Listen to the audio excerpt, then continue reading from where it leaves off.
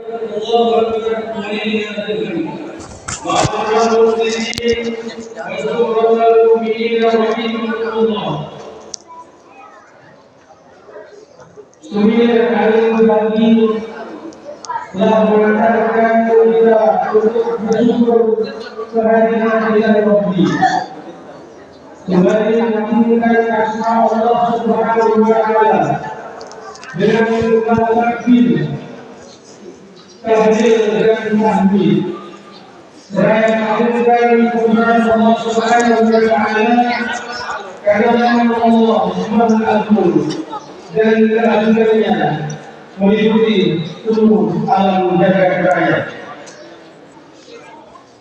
Bagi kaum muslimin, hari raya Kurban adalah Islam yang tidak hanya mempunyai historis bagi usaha dasar kerajaan Islam, tetapi banyak meninggal jiwa keturunan dari leluhur yang sangat memberikan inspirasi untuk dapat diperhatikan dalam kehidupan bermasyarakat, berbangsa dan bernegara.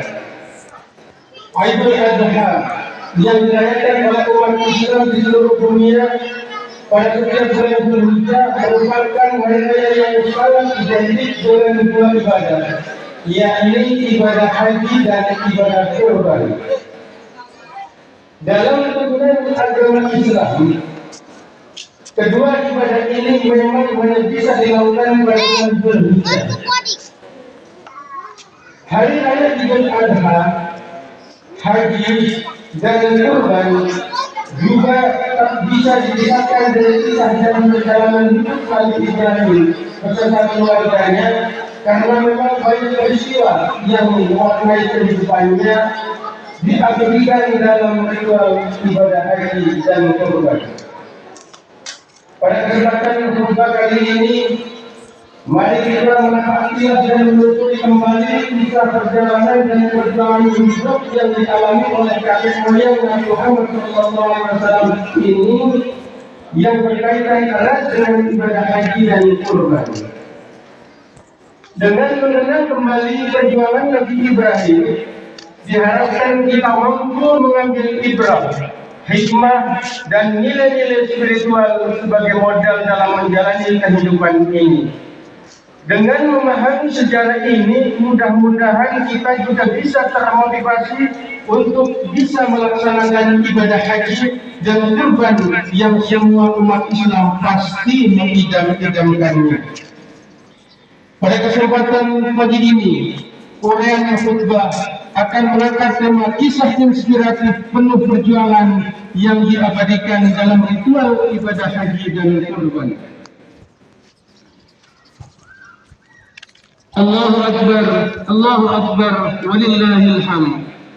Jamaah salat Idul Adha yang dimuliakan Allah, kita awali kisah perjalanan dan perjuangan keluarga Nabi Ibrahim dan istrinya yang bernama Siti Hajar. Dari saat Allah memberikan atau menganugerahi mereka seorang putra yang sudah diidam-idamkan sejak lama. Kelahiran putra yang beri nama Ismail ini diiringi dengan perintah dan juga cobaan dari Allah Subhanahu wa Ta'ala untuk menempatkan Siti Hajar dan Ismail di daerah lembah yang tandus dan gersang. Kisah ini diabadikan dalam Al-Quran pada surah Ibrahim ayat 37. A'udzu billahi minasyaitonir rajim.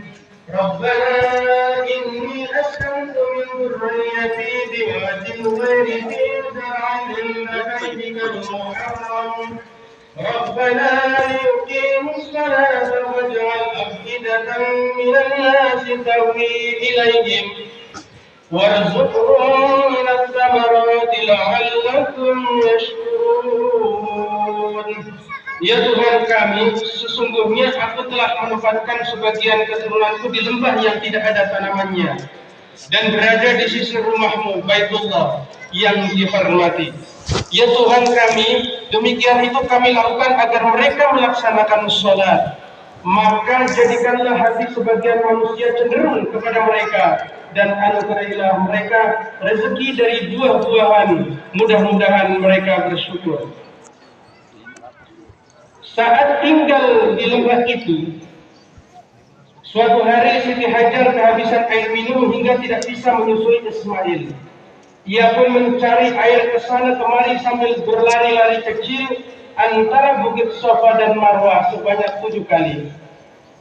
Peristiwa inilah yang kemudian diabadikan menjadi salah satu rukun haji, yakni sa'i atau berlari-lari kecil antara kedua bukit tersebut. Di tengah kesusahan itu, Allah Subhanahu wa Ta'ala menurunkan pertolongan melalui mata air yang muncul dari tanah tepat di bawah kaki Ismail alaihissalam, yang saat itu sedang menangis kehausan. Di tempat inilah saluran air penuh berkah yang sampai saat ini bisa terus dinikmati oleh umat Islam seluruh dunia yang bernama air Zam-Zam. Ma'asyiral muslimin, jamaah salat Idul Adha yang dimuliakan Allah Subhanahu wa Ta'ala. Cobaan keluarga Nabi Ibrahim tidak berhenti sampai di situ. Nabi yang berjuluk Khalilullah atau kekasih Allah ini mendapatkan perintah dari Allah Subhanahu wa Ta'ala melalui mimpi untuk menyembelih putra kesayangannya, Ismail. Perintah ini juga menjadi sebuah ujian keimanan dan ketakwaan Nabi Ibrahim kepada Allah. Karena sebelumnya ia pernah mengeluarkan janji bahwa jika Allah menghendaki Ismail untuk dikurbankan, maka ia akan melakukannya. Perintah itu pun akhirnya benar-benar datang kepadanya. Awalnya, ketika bermimpi diperintahkan untuk menyembelih Ismail, Nabi Ibrahim merasa ragu. Ia pun melakukan perenungan dan berpikir-pikir apakah ini benar-benar perintah dari Allah. Peristiwa ini kemudian diabadikan dengan nama Tarwiyah, yakni hari perenungan, di mana kita disunahkan berpuasa pada tanggal 8 Zulhijjah, yakni puasa sunnah Tarwiyah. Setelah perenungan ini kemudian hilanglah keraguan Nabi Ibrahim itu. Karena Nabi Ibrahim kembali bermimpi hal yang sama untuk menyembelih Ismail dan tahu bahwa jika itu adalah benar-benar memang perintah dari Allah Subhanahu wa Ta'ala, maka peristiwa ini yang kemudian diabadikan dengan nama Hari Arafah, yang berarti mengetahui, di mana kita juga disunahkan berpuasa pada 9 Zulhijjah, yang mana saudara-saudara kita para jemaah haji pada saat itu sedang wukuf di padang Arafah. Selain jemaah haji disunahkan berpuasa, yakni puasa Arafah. Allahu Akbar, Allahu Akbar, Allahu Akbar, walillahil hamd. Jamaah salat Idul Adha rahimakumullah. Setelah Nabi Ibrahim tahu dan yakin perintah itu datang dari Allah, maka ia pun menyampaikan dan berdiskusi dengan Ismail. Dialog bersejarah antara ayah dan anaknya pun diabadikan dalam Al-Quran surah As-Saffat ayat 102. Bismillahirrahmanirrahim. فَلَمَّا بَلَغَ مَعَهُ السَّعْيَ قَالَ يَا بُنَيَّ إِنِّي أَرَىٰ فِي الْمَنَامِ أَنِّي أَذْبَحُكَ فَانظُرْ مَاذَا تَرَىٰ قَالَ يَا أَبَتِ افْعَلْ مَا تُؤْمَرُ سَتَجِدُنِي إِنْ شَاءَ اللَّهُ مِنَ الصَّابِرِينَ. Ketika anak itu sampai pada umur ia sanggup bekerja bersamanya, Ibrahim berkata, "Wahai anakku, sesungguhnya aku bermimpi bahwa aku menyembelihmu. Pikirkanlah apa pendapatmu." Ismail menjawab, "Wahai ayahku, lakukanlah apa yang diperintahkan Allah kepadamu. Insya Allah engkau akan mendapatiku termasuk orang-orang yang sabar." Akhirnya hari itu pun datang ketika Ibrahim dengan keimanan dan ketakwaannya serta Ismail dengan keyakinannya akan melaksanakan prosesi penyembelihan. Pada waktu itu setan juga terus membisikkan kepada Ibrahim dan Ismail dan juga kepada Siti Hajar, ibunda Ismail. istri dari Nabi Ibrahim alaihissalam untuk tidak menjalankan perintah Allah itu. Namun keyakinan mereka tidak boleh sedikit pun untuk mengusir setan yang mengganggu. Maka Nabi Ibrahim pun melemparinya dengan batu yang kemudian peristiwa ini diabadikan dalam ritual ibadah haji yang namanya Allah Ta'ajum. Ketika Nabi Ibrahim mengumpulkan Ismail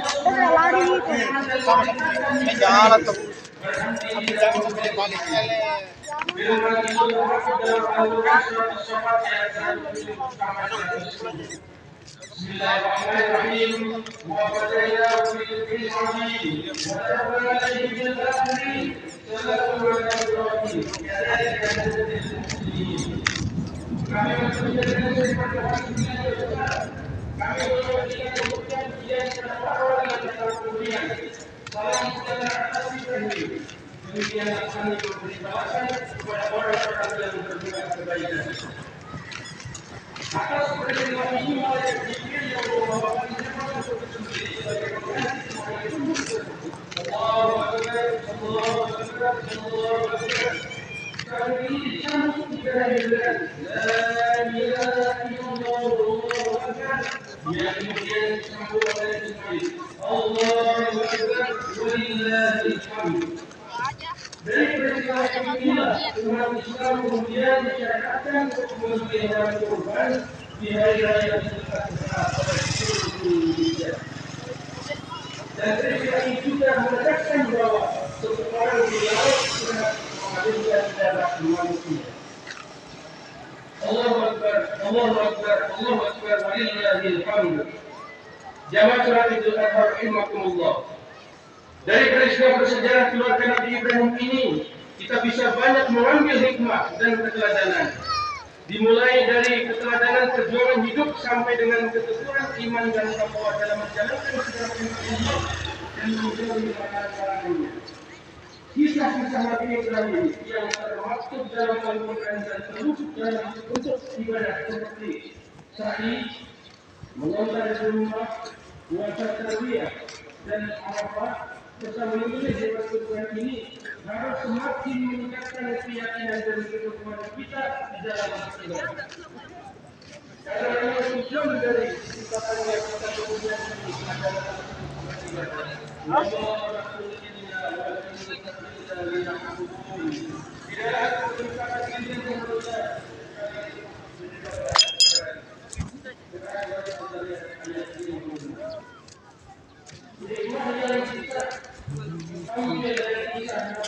Jangan tahu ini. Antaranya pertama musyawarah dalam mengambil keputusan, terutama keputusan yang sifatnya besar.